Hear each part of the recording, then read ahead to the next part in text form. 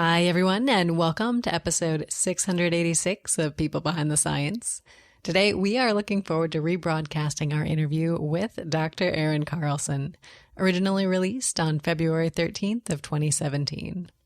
Listeners, if you haven't met Erin yet, she leads a multidisciplinary research team dedicated to studying how microbes interact with each other, with humans, and with their environment. Her group uses tools from both chemistry and biology to try to identify how to solve the critical global issue of antibiotic resistance. So listeners, get ready to hear from another amazing scientist in this episode of People Behind the Science. Every day, discoveries are made that will change our understanding of the world around us. Dr. Marie McNeely is here to bring you the brilliant minds who are making these discoveries so they can share their incredible stories and take you on an amazing journey. Welcome to People Behind the Science.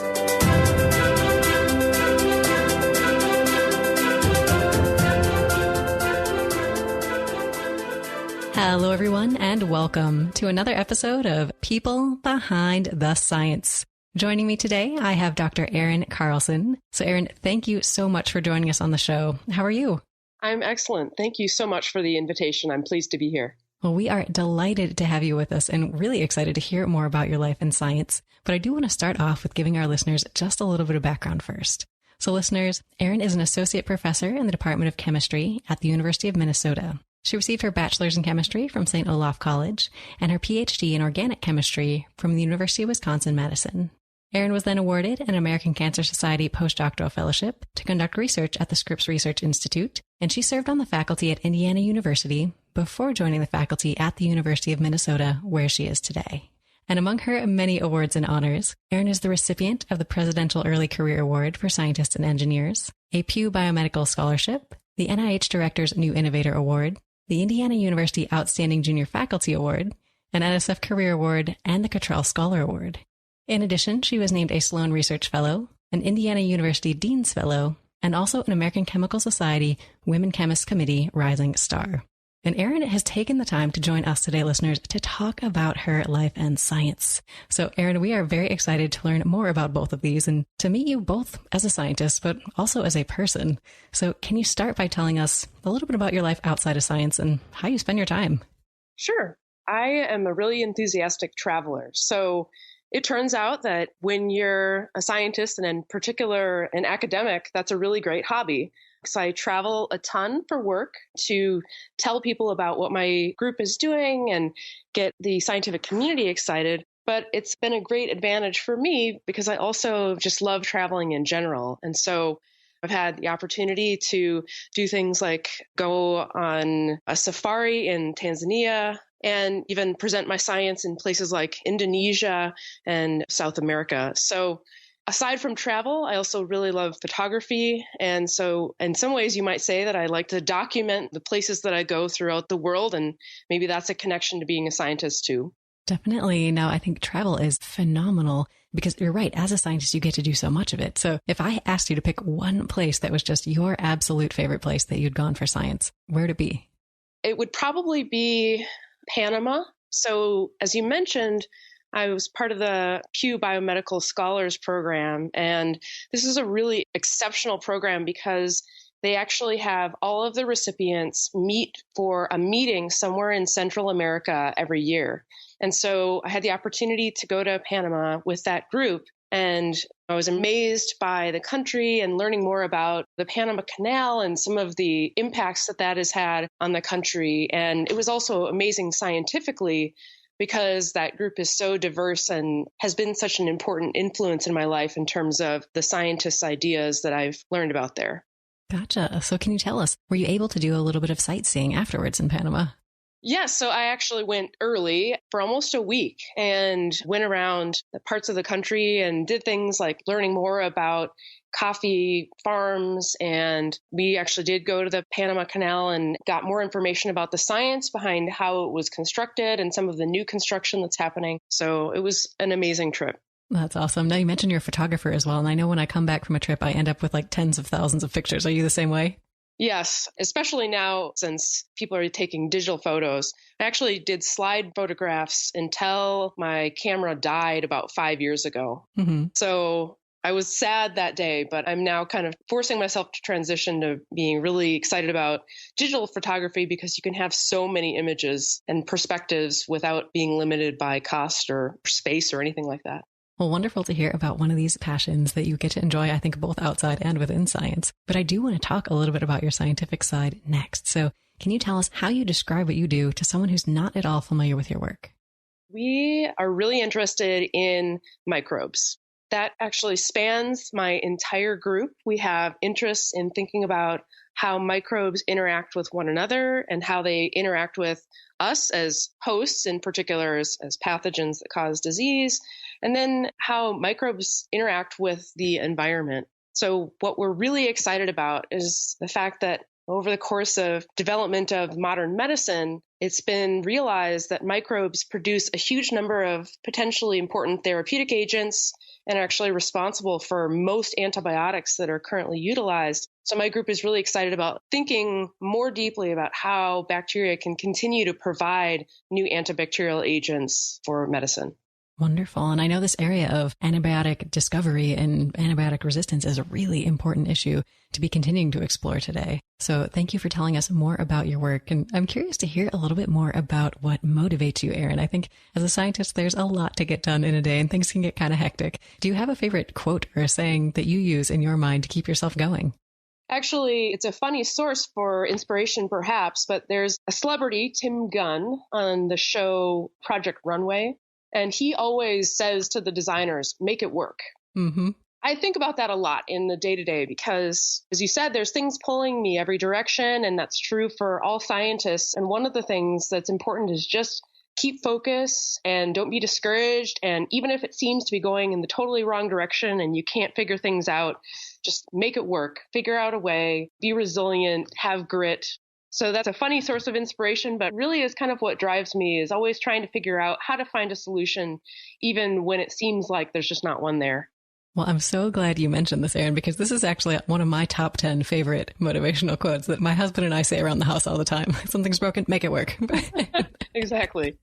So fantastic to hear a little bit more about what motivates you. And I'm curious to hear more about the people who maybe have inspired you or helped you along your journey. So can you tell us, did you have any role models or really special mentors who were instrumental to your career? Well, there's certainly one very obvious answer to that question for me. My father is also a chemist, and I started off my career, if you will, as a technician in his research lab when I was in elementary school. So I got to see how a small biotech worked, and I got to participate, even if I was doing trivial tasks at the time, and really saw what it meant that a chemist could be involved in really important problems. So I have to say that I've never had a job that wasn't in the sciences, which is, of course, very unusual. Mm-hmm. He has been my mentor throughout my career and did things like reading my entire doctoral thesis and is a sounding board even today and interacts with my research group on a routine basis. And it's just been such an important relationship in my life scientifically. I've been really lucky to have that opportunity. Absolutely. Well, I love this image you painted of yourself as an elementary school student immersed already in a laboratory setting. So is this something that you try to interact with or encourage young scientists yourself? It is. One of the main outreach focuses of my group that I'm passionate about is introducing chemistry and science in general to girls and try and ignite that passion to help them stick with science, even when the statistics show that historically they haven't. So our research helped us do that because microbes and the molecules that they generate tend to be really relatable. So most people have taken a drug that's produced by a microbe, but also seen things in the environment that result from other what are called natural products. So those are the things that are produced by nature. And so these can be very colorful. They can be responsible for a lot of the things that you see just when you walk down the street. And so that helps us really bring our science to girls and young women in a very visualizable way. Definitely. And I think making that connection is so important that science and maybe chemistry in particular is not the sort of scary, very abstract thing. There are real world examples. You're interacting with chemistry every day. So you sort of told us a little bit about where your science career started all the way back then working with your father. Can you tell us then when you decided to pursue a career in chemistry and what were some of these early maybe turning points or key moments along the way? Well, it's hard for me to actually figure out when I decided to be a scientist because it feels almost like I always intended to do that. Mm-hmm. I actually recently was going through a box of memorabilia at my parents' house, and there's like an essay I wrote as a third or fourth grader on what I wanted to do when I grow up. And already there, it said one of my things was a scientist. So I don't remember turning points, but I do remember when I realized that I was most interested, for example, in infectious disease and antibiotic development. So again, this ties into travel. Growing up, I had the opportunity to go to many places, and one of them is actually Peru. I was in high school, and I realized that there was disease there that I never had realized existed in the modern world. It was actually because of my opportunities to travel that I became very interested in infectious disease and specifically in neglected disease, those things that the population of the United States doesn't interact with on a regular basis, thankfully, but that are still very prevalent worldwide. Gotcha. Well, fantastic to hear about some of your early days as a scientist. And now I know you went to St. Olaf College for undergraduate. Can you tell us a little bit about your experience there and whether you were able to get involved in laboratory work?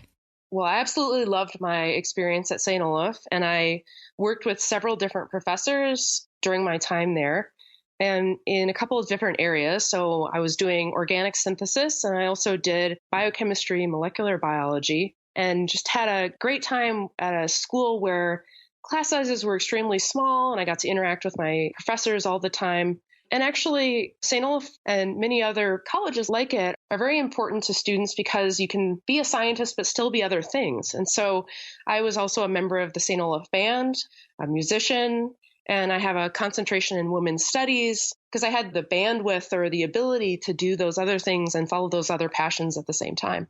Definitely. I know I went to a small undergraduate liberal arts institution, and it was nice. You could do lots of different things. You weren't sort of tracked into science and nothing else. Now, you mentioned band. So what instrument did you play? Clarinet. Awesome. Do you still play?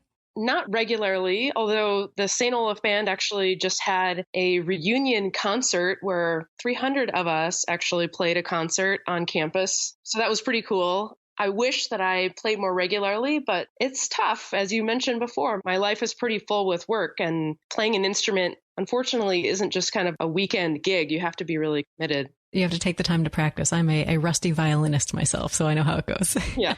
So now, Erin, we talked a little bit about your undergraduate education. Then how did you decide to go to grad school? I was really interested in this field called chemical biology, which is where my research group fits now. So at the time, it was relatively new. It's really thinking about how chemistry and chemical tools can be used to explore biological problems. And there was actually a relatively small number of institutions that were known for that type of science, and Madison was one of them.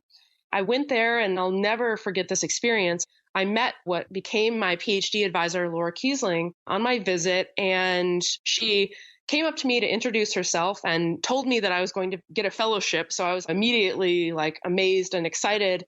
And then they put hard hats on us and brought us through a new building that would be opened to do research there. And so I was sold. I was thrilled about being specifically identified as someone they were excited about, and then doing science in a new facility in an area that I was just believed was going to be the forward direction for my entire career. Definitely. And then you did some postdoctoral work, as we mentioned, at the Scripps Research Institute. Tell us a little bit about what you were working on there. So one of the things that I kind of realized in graduate school is that there was some key techniques that I wanted to learn about. And so I had been working on developing inhibitors for bacteria when I was a graduate student, so very much starting into what would ultimately branch into my career. But what I realized is that there was an analytical tool that I was missing called mass spectrometry. This is a technique that is extremely powerful in how you can identify the molecules that nature has generated, whether it be in humans for looking at disease or as we use now to look at natural products. And so I went out and joined the lab of Ben Cravath because his group was using mass spectrometry to do a lot of really important measurements in that lab, cancer-associated proteins and small molecules, and I wanted to learn those techniques. Gotcha. And then you spent some time at Indiana University before now coming to the University of Minnesota where you are today. Can you tell us now, you're at the University of Minnesota. I know you have a lot of exciting projects going on. If I ask you to pick just one to give us some detail about, what is the project you're most excited about? That is an extremely difficult question. I always feel guilty asking it. Well, I'll answer you, but let me provide a little bit broader context first. Sure. So one of the things that I'm most excited about in my group is that all of our projects are in areas that are coming to be connected to one another, but seemed distantly related at the start. And so what's really cool to me right now is that all of our projects are advancing far enough that you can start to see way in the future that there's actually connections between them. And it's going to be our ability to make those perhaps even unexpected connections that's really cool. But to pick one project, we have a really exciting project right now that thinks about how bacteria sense their environment. And so, as I mentioned, bacteria have been this really important place for the discovery of antibacterial agents in the past. And one of the things that we now appreciate is there's lots of ways that we might target bacteria that traditional methods don't. So typically the way you would discover a new therapeutic is by looking for molecules that kill bacteria, but that's actually directly led to resistance. And so what we're really interested in now is thinking about other ways that bacteria could be targeted. And one of them is the way that they sense their environment. So the concept is that if you actually blind bacteria to their environment, they might actually then succumb to the immune system much more rapidly than is currently possible. So we've actually recently identified molecules that are showing very good potential to actually do that, to blind bacteria to their environment or block these proteins that are directly involved in their sensing capabilities. So I'm super excited about that. And we've seen that they actually work in multiple different types of bacteria. And so I'm really excited and proud that we've actually taken a project that was just really kind of a basic science. This could be interesting all the way to having I believe, some real potential as being medically important. Gotcha. Well, this is an awesome project, Erin. I'm curious now, are these molecules you've identified specific to a certain type of bacteria, or might they apply to a lot of different kinds of bacteria?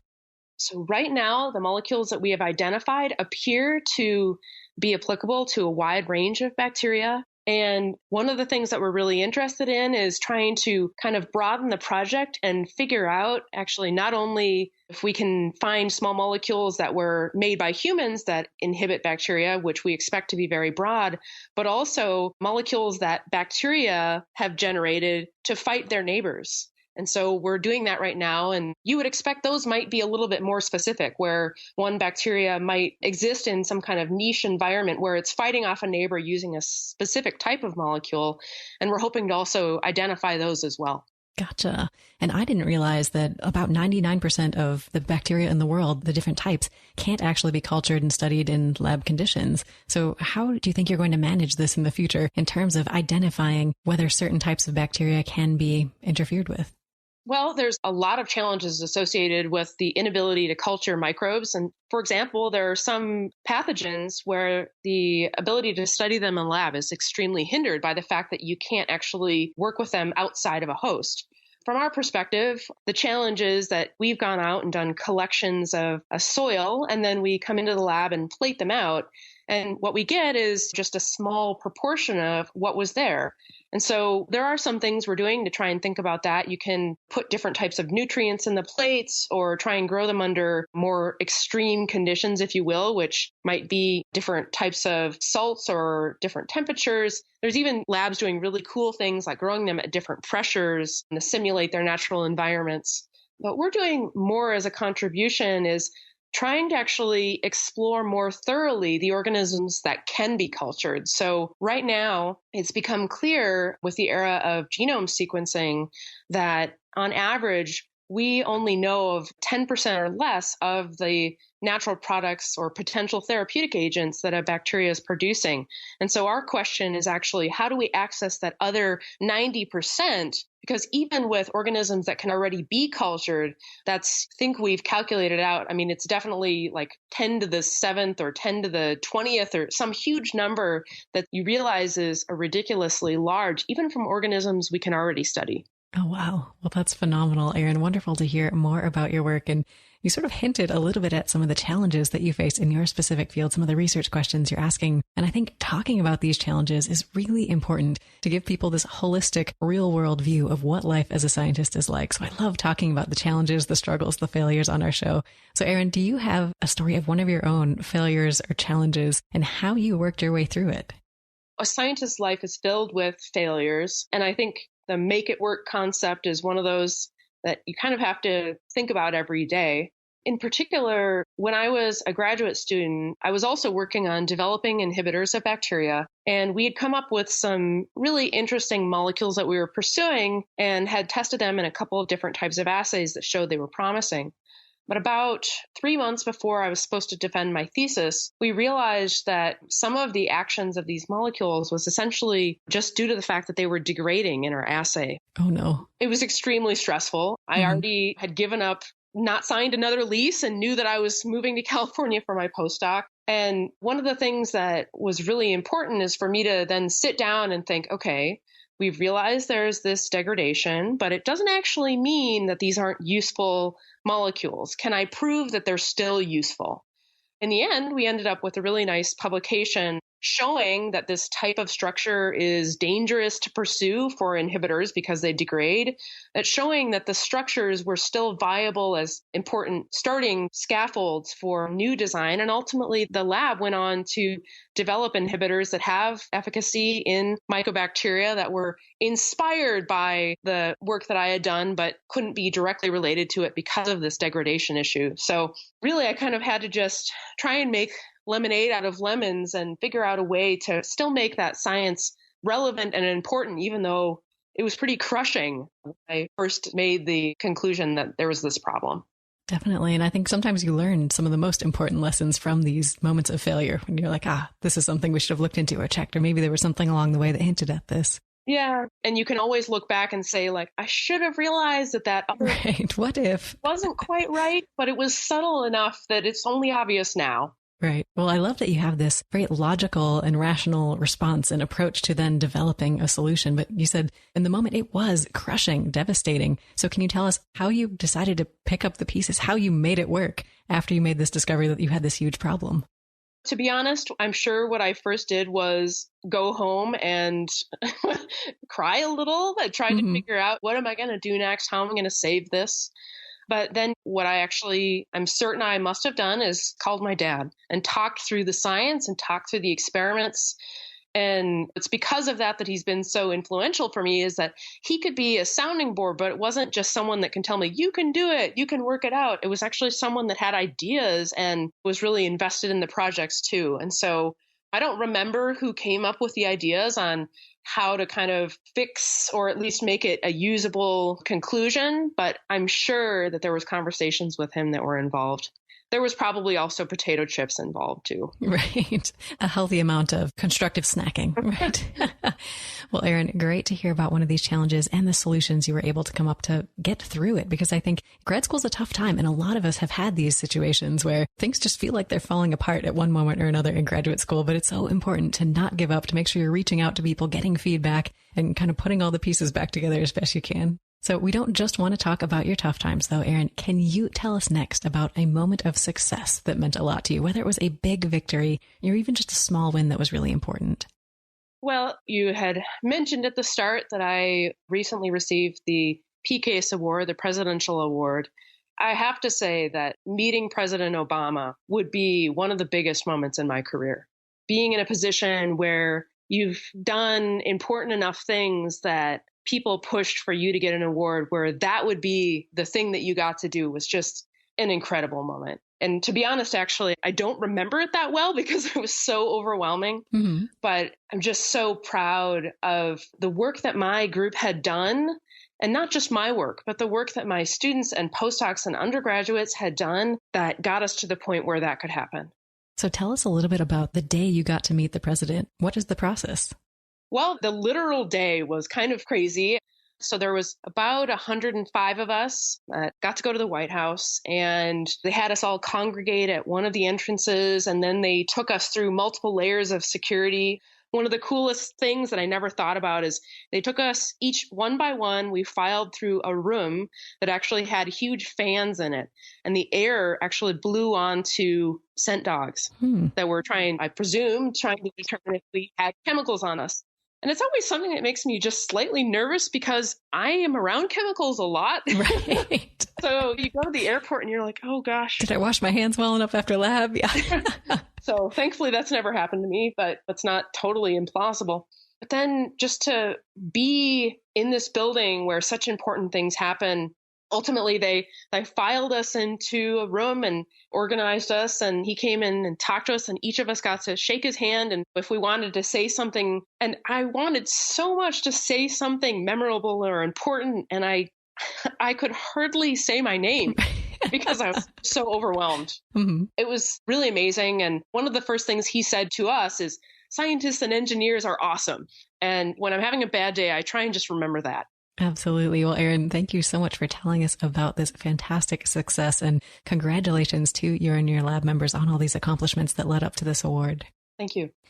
So we talked a little bit about your life outside of science, and we mentioned a couple of times it's a little hectic, it's a little crazy, and I know it can be hard to escape the science for a little while, escape the literature, and do some reading for fun. But I love getting book recommendations from everyone we invite on the show. So I'm going to ask you today, Erin, do you have a book that you've read, whether it's a science book or a non-science book, that you've really enjoyed that you want to recommend for our listeners?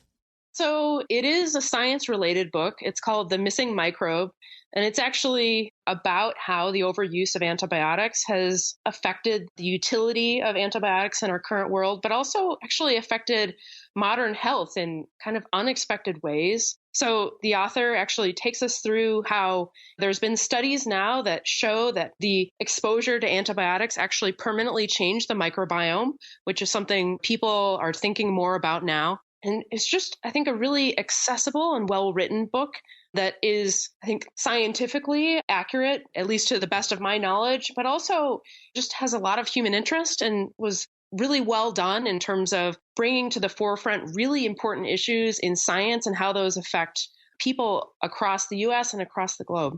Awesome. Well, fantastic recommendation. I will add The Missing Microbe to our list that we're keeping on our website. Now, do you tend to find yourself gravitating towards these scientific books? No, actually, I don't. But I was trying to think of a book that I could describe, and that was the one that I felt kind of the most comfortable with the content. Mm-hmm. But I've also really love Harry Potter books. I really love, I guess, a lot of books that would be described as young adult kind of fantasy worlds. Actually, I really like books that kind of fall into the fantasy sci-fi, but I don't know. I was afraid to kind of tie myself to one of them. So it was easier to recommend science. Absolutely. Well, I know I get a mix of both. I alternate between like a sciencey kind of book and something totally not science. So fantastic to talk a little bit more about your reading habits, Erin. And I know we've talked a little bit about some of the people you've been able to work with over the course of your career. And I think the people are part of what makes science so phenomenal. And I know in different laboratory groups, oftentimes there's fun traditions that develop, or you meet people with quirky personalities or things that they do. And I think you just share so many wonderful memories together with your colleagues. So do you have a story that you can share with us today that really highlights this human side of science? It was actually in graduate school that I kind of realized that one of the things that I like to do, just, I don't know, maybe as relaxation, is baking. And so at the time I would bake things and bring them into the group and share them. And it wasn't really conscious, but when I started my own research group, I started baking for them a lot, and it became something that now every time my group has a success, I bake a cake. And I say that I like to bake, but I'm not actually necessarily particularly good at it. Mm-hmm. I don't necessarily do things that are super fancy, or if I try, they usually only kind of turn out. But I really enjoy randomly finding recipes and trying them out. And I think my group kind of laughs because most of the time I don't really have all the right ingredients. So I kind of substitute. So I'm doing kind of experiments. Mm-hmm. I think most of them work out. And I guess if you have enough sugar, it usually works out fine. Right. It's palatable in any case, yeah. Yeah, so we'll sit down, have cake, and celebrate having a paper or someone passing their preliminary exams or defending their thesis. But they might be getting something that's slightly unusual, but usually kind of fun too. Well, I love this kitchen chemistry that you're describing, Erin. I'm curious, do you have maybe a signature cake or one that you tend to fall back on the most? I don't think that there's very many I've done more than once. Really? That's impressive. Well, I like to just try stuff out. Mm-hmm. There's a couple things I've done that I think were really fun. One of my graduate students really liked coffee. And so I figured out a recipe that was supposed to be like a Starbucks latte.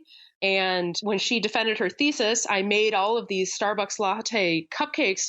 One of my other students went to Starbucks and asked for a bunch of small cups, and we put the cupcakes in the cups with the signature green straws. And so it really looked like a Frappuccino with whipped cream, and it was these cupcakes. So I thought that was pretty fun. Oh, that's fantastic. I love it. Well, Erin, fantastic to hear about. It sounds like one of these traditions in your lab to bake to celebrate all these different occasions. And I know I like to play around in the kitchen every now and then as well, especially if it's something sweet. And we've talked a little bit about some of the science that you've been doing in the lab. I know you've got some amazing projects that you've got your hands in, but I think every scientist has that one big question that still is just outside of their grasp, or one of these big questions that maybe you're missing something that you're not quite able to answer it yet. So I'm curious, if I gave you everything, the funding, the staff, the technology, the feasibility, anything you need, is there one question in your mind that you are just dying to know the answer to? There's so many possibilities.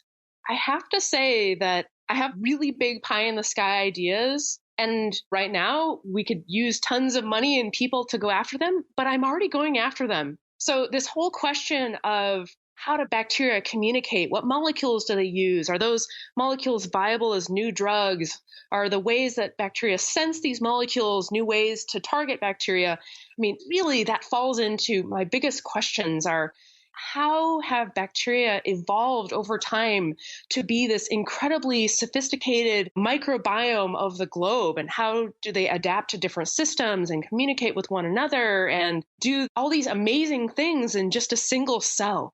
But also, how do they act as a bigger organism, even within the human or within a teaspoon of soil where there's millions of different microbes? I guess my big questions are actually, how did nature create these incredible organisms that are actually just the very small piece of a larger multimicrobial world? And how do those things work together to make the planet function?